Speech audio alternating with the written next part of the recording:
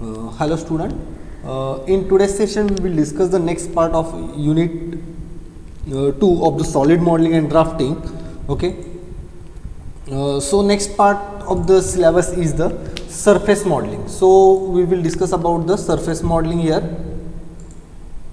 As before going to surface modeling, we discuss about the types of the curve and how the curves are used for representing the object. So what is the surface modeling here?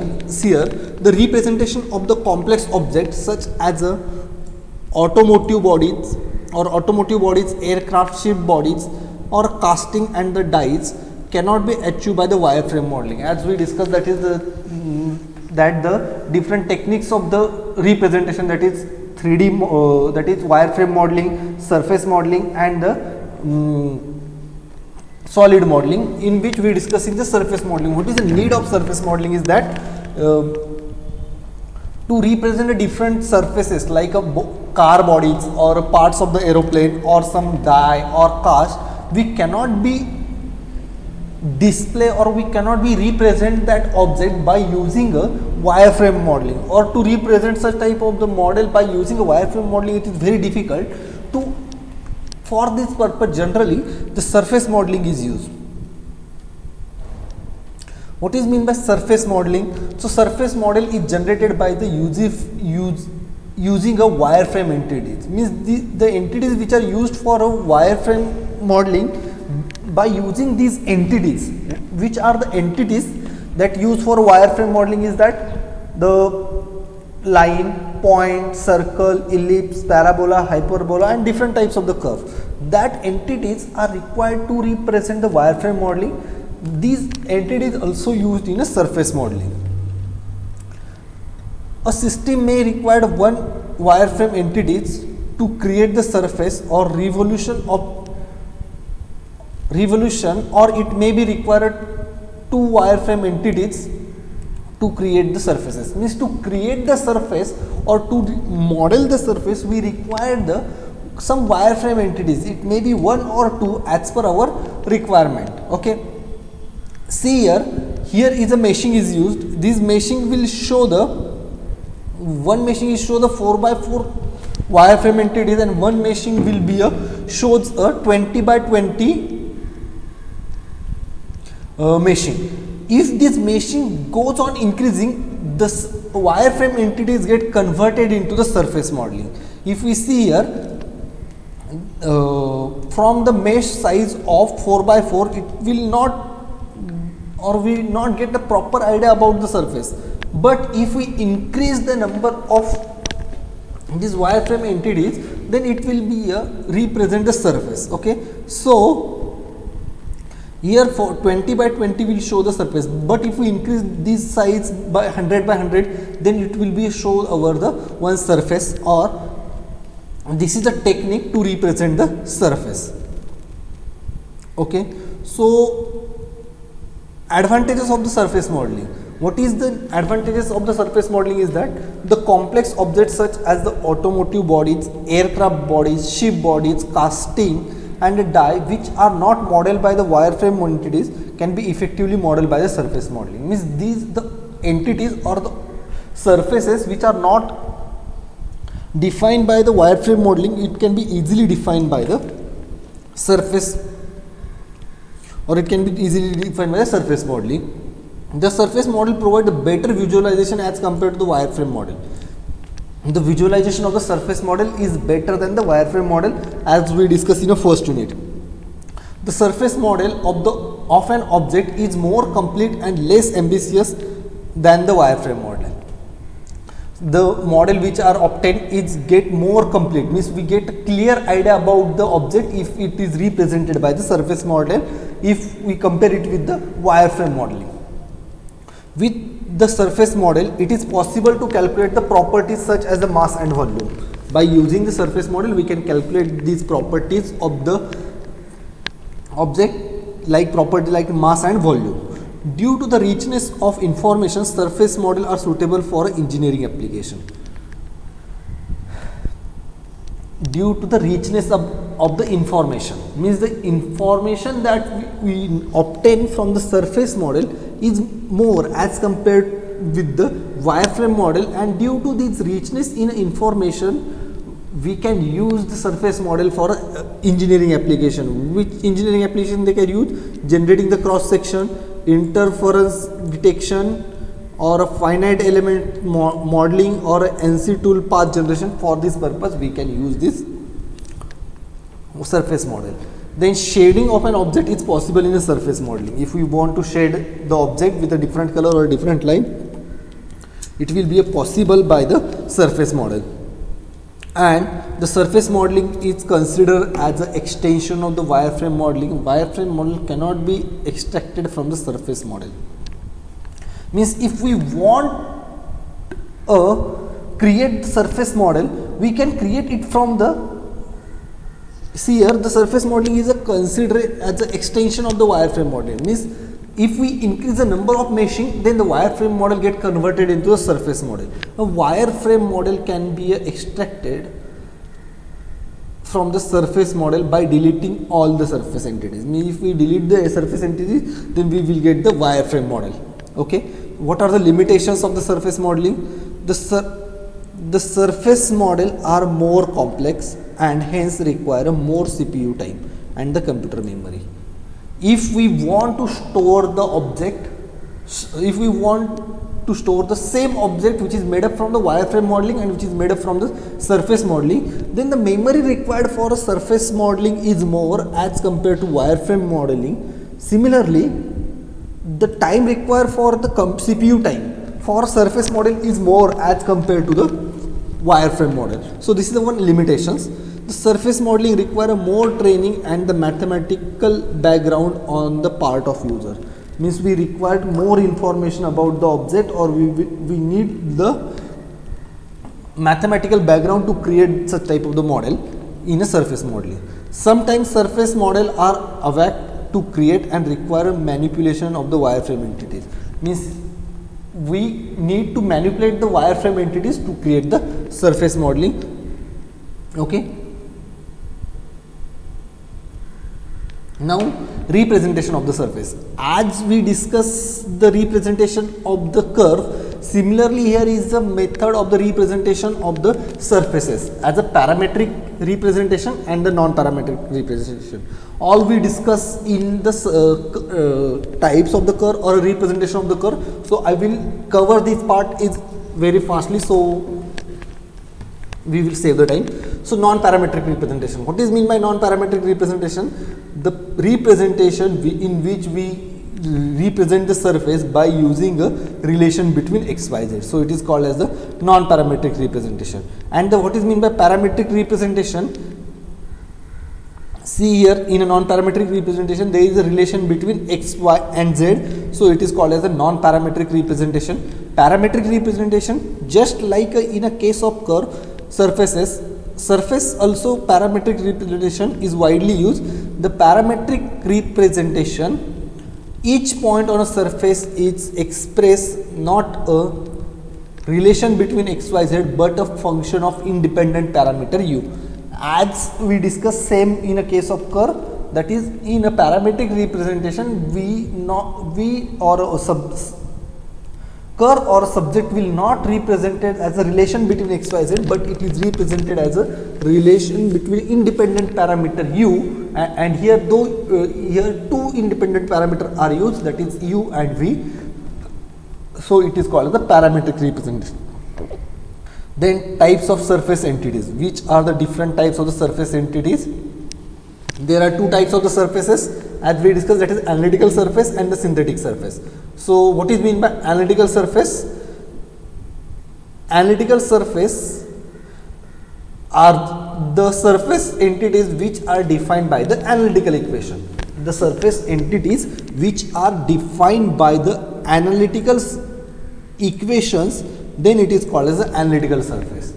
So which are the different analytical surfaces is the plane surface, a ruled surface, a tabulated surface and the surface of revolution.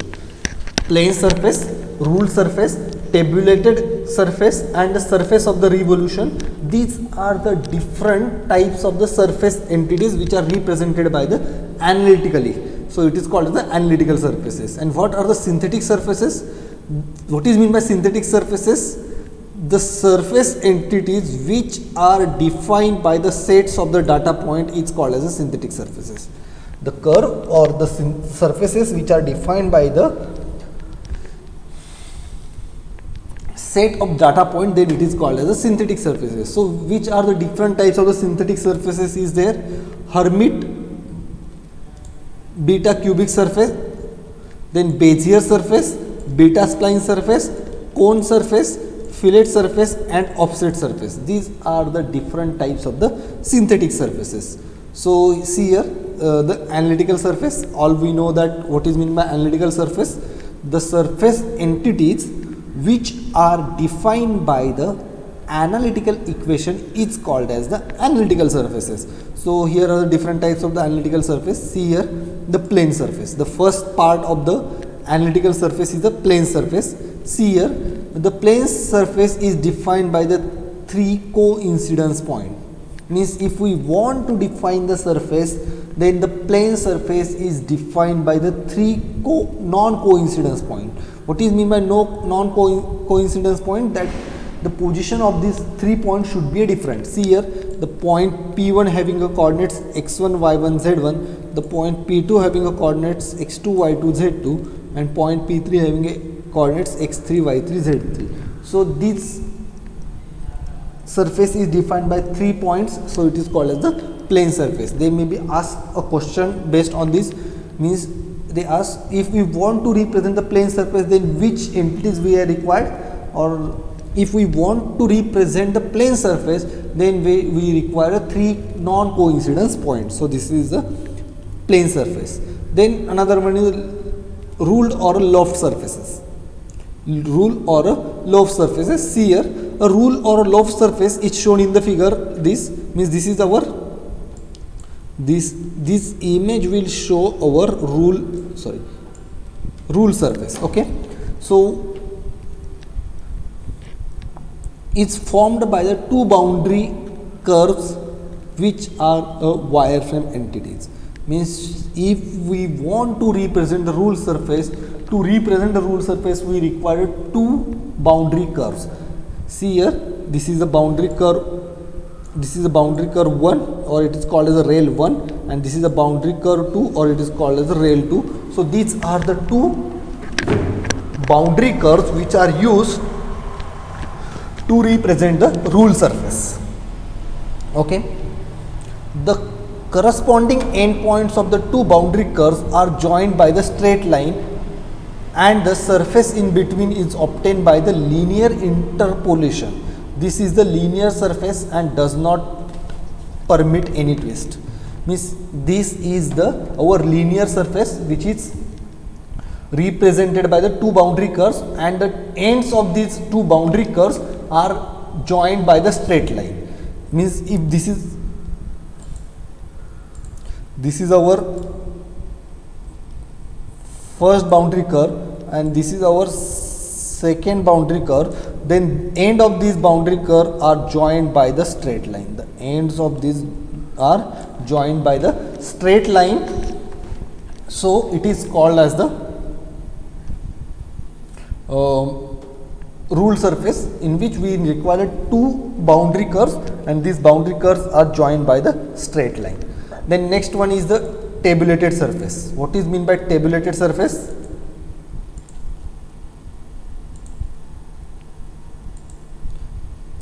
Tabulated surface. The tabulated surface is as shown in the figure. It is generated by translating the planar curve through the certain distance along the direction perpendicular to the plane. See here, this is our planar curve. This is the circle, means it is our planar curve, and this curve, if we translate this curve through the certain distance, means if we want, suppose this is cylinder, and if we want this cylinder, then this cylinder can be formed by translating this surface, this planar curve, that is circle, through the distance. Means if I require the height of the cylinder is suppose 10 centimeter, then we will translate this circle 10 centimeter, and in which direction? we will direct it in a perpendicular to the plane of the curve, means the surface will be a translate in a direction perpendicular to the plane, and its distance means if we consider example of the cylinder, then height of the cylinder will decide by the distance through which we will translate it. If we translate it through 10 centimeter, then height of the cylinder will 10 centimeter. If we translate it with a 20 centimeter, then height of the cylinder will be 20 centimeter. So in this way we will translate this circle. Similarly, there is another plane curve, and if we translate in perpendicular to the plane and as per our distance, then we will get this surface, and this is called as the tabulated surface. So they will ask the question that how or what are the requirements for the tabular surface. So what are the requirements for the tabular surface? That the planar curve, and the distance through which we will need to translate it. So these are the two requirements, and direction is always perpendicular to the plane of curve. So this is not needed, but the shape of the planar curve and the distance, that two things are necessary. Then another one is surface revolution. As seeing this image, or by observing this image, we will get the idea about the surface revolution. What is meant by surface revolution? See here, the surface revolution is as shown in the figure. It is a symmetric surface generated by rotating a planar wire frame. Means if we rotate the planar wire frame entities about its center, we will get the surface revolution, or we will get the surface through the revolution. A surface revolution is as shown in the figure, is an axis symmetric surface generated by rotating a planar wire frame entities in a space about the axis symmetry through the certain angle. Means this is the axis and this is our the planar wire frame entity, and if we rotate these planar wire frame entities about this axis, then we will get this surface. Okay, so this is the surface revolution. These are the types of the analytical surfaces. Now we will discuss the synthetic surfaces. As we discuss in a synthetic curve, similarly the synthetic surfaces, see here, synthetic surfaces, the surface entities which are defined by the sets of the data points, then it is known as the synthetic surfaces. So what are the different example of the synthetic surface that we will discuss? Hermite B cubic surface. Hermite B cubic surface. It is similar to that of the Hermite beta spline curve. So Hermite B cubic surface is generated by 4 corners point. What are the requirements for the Hermite B cubic surface? They require 4 corner points. The point that we require should be a corner points and 8 tangent vector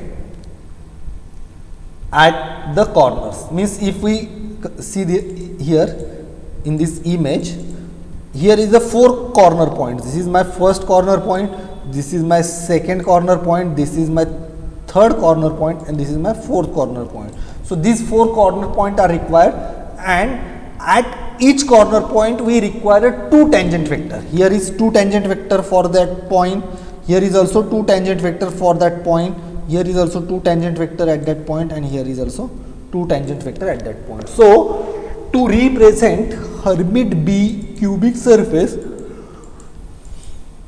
we required 4 corner points and 8 tangent vector at the corner points. So these are the requirements for the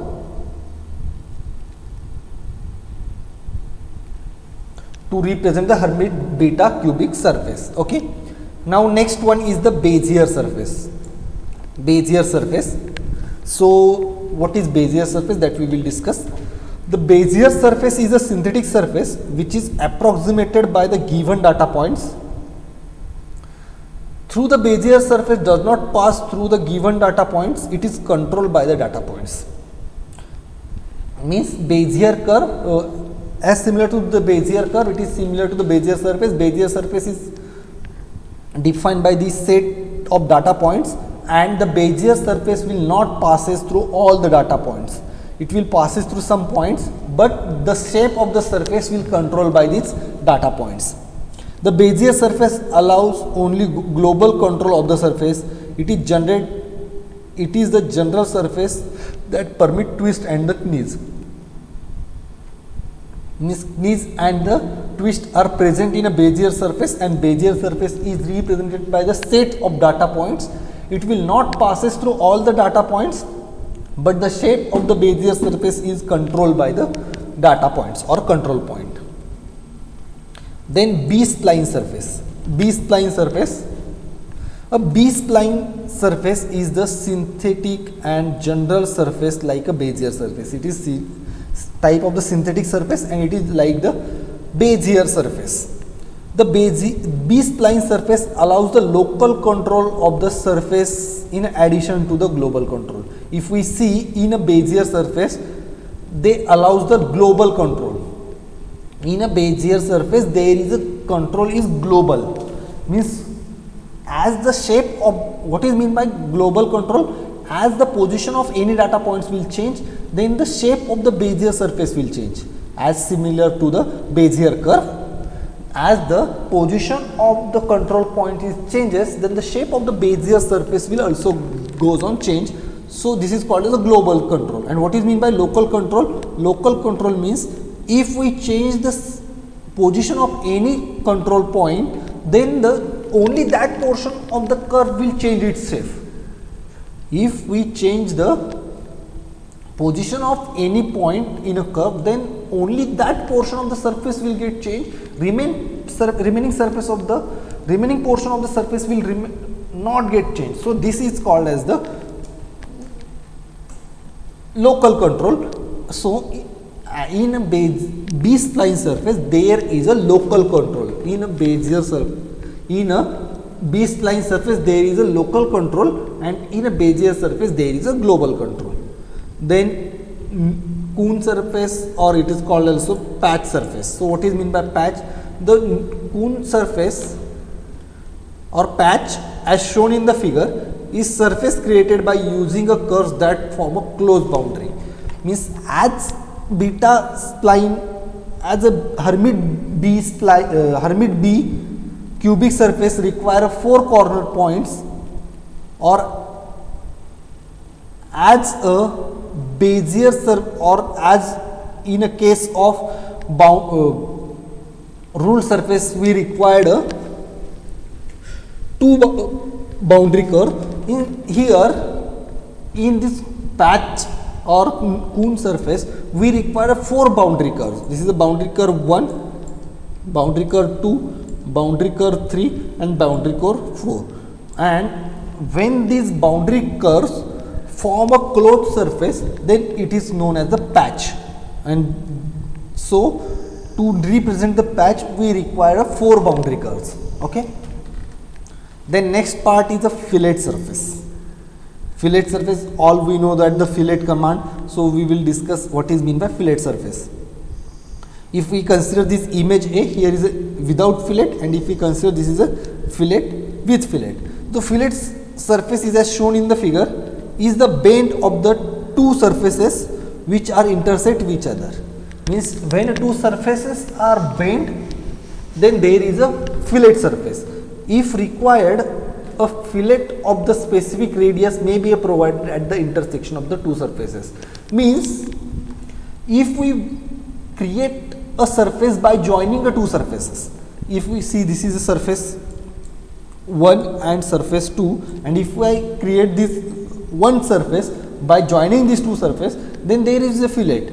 But if we bend one surface at some radius, then it is called as the fillet, and this fillet has some radius as per our requirement at the intersection.